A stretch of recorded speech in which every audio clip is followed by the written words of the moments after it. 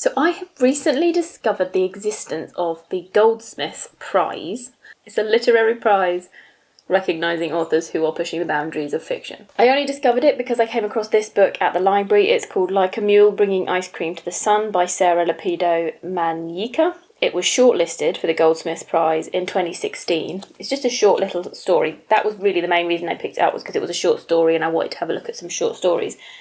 But it got me researching the Goldsmith Prize, and now I'm thoroughly invested in finding out more about it and reading some of the books that have been long-listed, shortlisted, winners.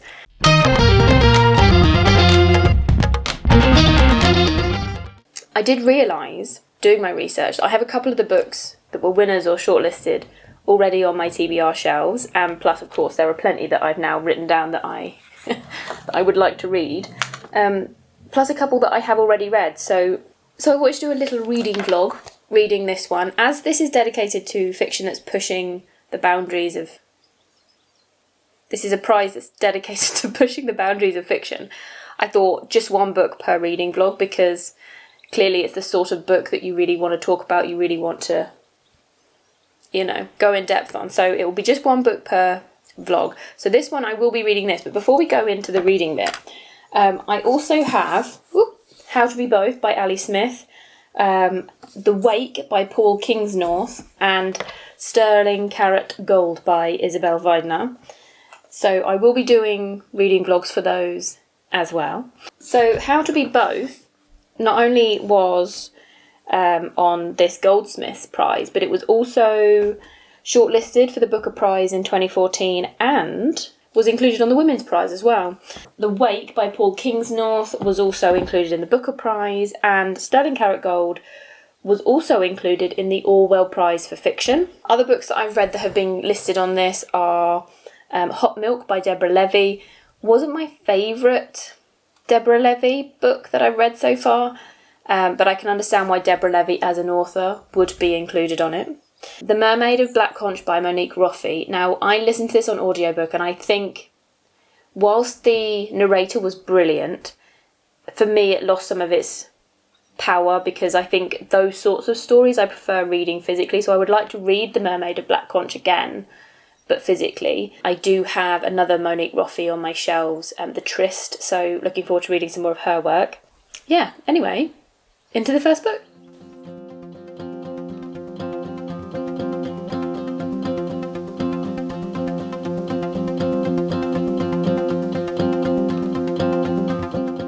So I've just got to page 22, and I've been thinking, the whole way up to this point, that it reminds me of Mrs. Dalloway by Virginia Woolf. It's like if Mrs. Dalloway were diverse and had diverse characters, diverse themes.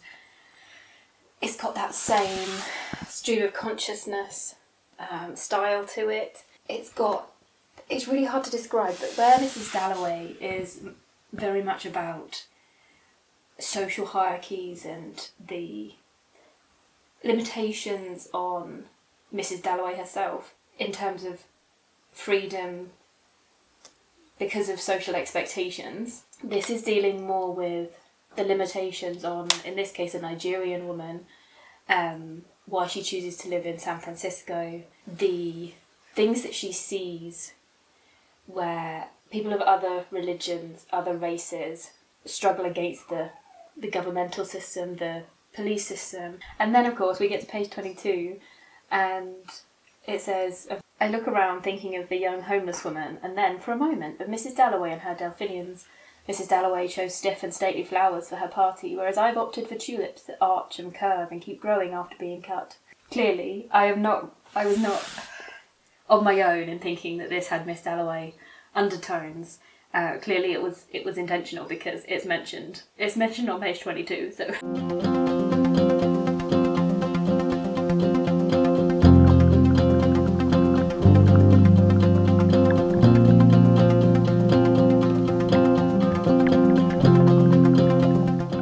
I love the way it's worded, so here's a bit. As you will see, I no longer organise my books alphabetically, or arrange them by colour of spine, which is what I used to do, so she's talking to us like we're there in the room with her. Now the books are arranged according to which characters I believe ought to be talking to each other. That's why Heart of Darkness is next to Le Regard du Roi, and Wide Sargasso Sea sits directly above Jane Eyre. The latter used to sit next to each other, but then I thought it best to redress the old colonial imbalance and give Reese the upper hand, up a shelf.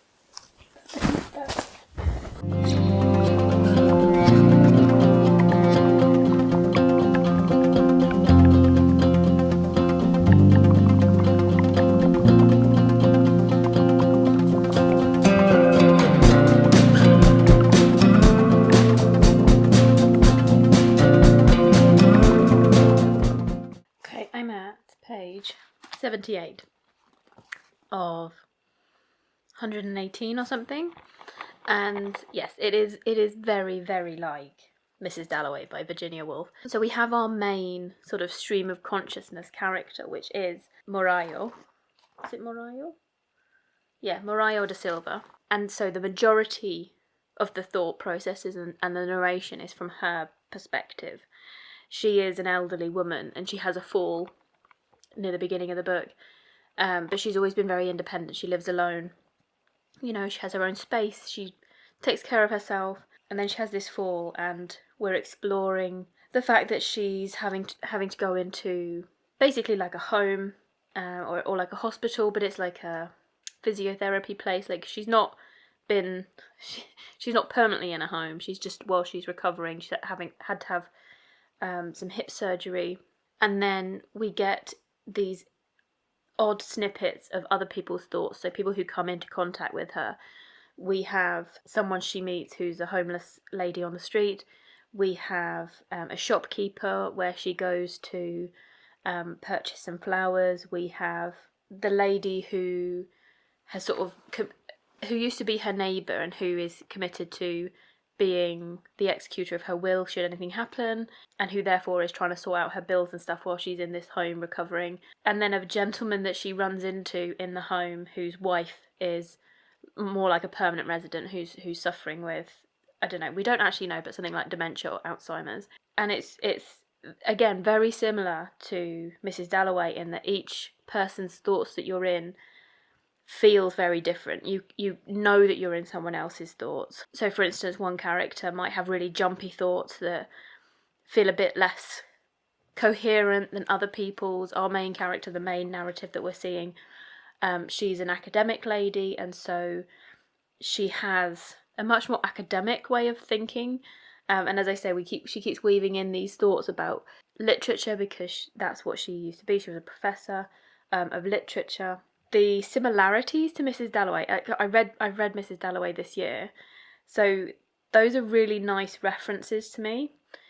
However, the story is very different. It's not the same story as Mrs. Dalloway, and what we're following is, as I say, this elderly lady who's fallen, and she's now trying to work out how to rely on others when she's always been so independent. But some of these thought processes of other people are really interesting. So it's a really diverse novel. There's a wide range of different characters, but you're also seeing how some of these people, regardless of their intentions and, you know, them being a good person in general, or being sort of forward thinking in terms of diversity, how they can often slip into certain thought processes that show the inherent racism in society. For instance, one of our sort of side characters whose thought process we only follow for about a chapter describes Morayo as a black woman. Okay, so the other day this black lady comes up to me, and I don't mean that in a bad way, I'm just saying she was black. And tall and old. Not old, but definitely older than me. So it's kind of like how, if it was just a white person, she wouldn't have mentioned anything, but because she's bumped into somebody who's black, that becomes an identifier. I just thought that was quite interesting. And yeah, there's like little snippets like that throughout it, so it's been really interesting. And then there was another character that I really liked hearing from. It was both heartbreaking and honest and raw, and it's this gentleman that she bumps into whose wife is in there, and him talking about his relationship with his wife, who no longer really feels like his wife because of the illness that she's suffering from. And I won't read that out loud, because if you read this, I think that's a really lovely part to come across on your own. But yeah, it was gut-wrenchingly sad and beautiful. I've got about 40 pages left. 30 pages left? 40 pages left. Okay, so here's something interesting. So we're back in Mariah's mind, her stream of consciousness. And as someone who is, or has been a literature professor, she's started to write her own stories, but what she tries to do is emulate other authors that she reads and admires. And so in this one, she's emulating an author who's written about the male body. She wanted to do the same, but from a woman's perspective. And then she reads out a passage to one of the other sort of residents of this home. I was about to say inmates, but one of the other residents, and it's so beautiful. And I love the fact that this book is not written in this style, but because we're now reading from the perspective of an author or of someone who's interested in writing, that when they write themselves, it is in a different style to the writing of this book, if that makes any sense. But listen to this. Your body, happily crouched next to bushes and shrubs, pruning, trimming, and always checking for beetles and whitefly. Your body bending to turn the mattress, to make the bed, put clothes in the washing machine, then hoisting the heavy hamper onto your hip. Your body bending and stretching to hang each item upside down on the clothesline, with the pegs carried in your mouth. Your body as a girl tumbling and rolling and headstanding and cartwheeling and tottering around in mummy's canoe-sized shoes. I thought that was really beautiful, and yeah, I just love how that's written in such a different style to the rest of this book, and equally each of the sections of this book are written so differently because they're from different people's perspective. Like, I just think that's so clever how authors can do stuff like that. Okay, so it's the next day. I finished the book yesterday, and I wanted to give myself a moment to think it through, to think about the themes that are being explored. And I've also got out my Mrs. Dalloway, because really these two books are like companion pieces, really. As I said before, this one, like a mule bringing ice cream to the sun, is like if Mrs. Dalloway were more diverse. It's got many of the same themes in terms of the stream of consciousness. But what I will say is many people who don't like Mrs. Dalloway, they don't like it because it's quite a dense book, it's quite difficult to read. Because it's stream of consciousness, it can be quite abrupt, it can be quite sudden and jarring. Whereas Sarah's book is much easier to read, it's much easier to understand what's happening. There are moments where it's jarring in the same way that Mrs. Dalloway is, but not to the same extent. It flows much better. What it's got going for it over Mrs. Dalloway, it's easier to read and it's got a lot more diversity. It's also following different sort of themes, a different storyline, but they're very similar. However, I think I prefer Mrs. Dalloway. And the reason I prefer Mrs. Dalloway, because it is so dense, because it is hard to read, there are actually a lot more themes. Like, I've got this on my to study shelf because I want to go back and I want to explore this more in depth. So I have started to annotate it, but on my first reading, I really wanted to just experience the book rather than do annotations. But there are loads of themes that I picked up on this first reading, and I knew reading it that there would be many more that I would discover on subsequent reading. So I'm not going to read it soon because I only read it a couple of months ago, but it is on that shelf because I like to give it a moment to almost to forget the story before I go back and reread a book. So personally, I prefer Mrs. Dalloway, but I can understand that people find this really difficult. It is very dense. It takes a long time to read, despite being such a short book. It takes a long time to read because it's so dense. It's definitely not an easy read at all. Whereas this one, if you liked the idea of Mrs. Dalloway, but for those reasons you didn't like it, then I would suggest you try this because it's much easier to read. The themes are much easier to draw out. And it's a funner read, I think. The only thing I will say, though, to round it off, is Mrs. Dalloway is clearly titled Mrs. Dalloway because the main character is Mrs. Dalloway. I don't know where Like a Mule Bringing Ice Cream to the Sun is coming from. Like, is that a saying that I've never heard of? Is it like something to do with a futile task? A thankless task?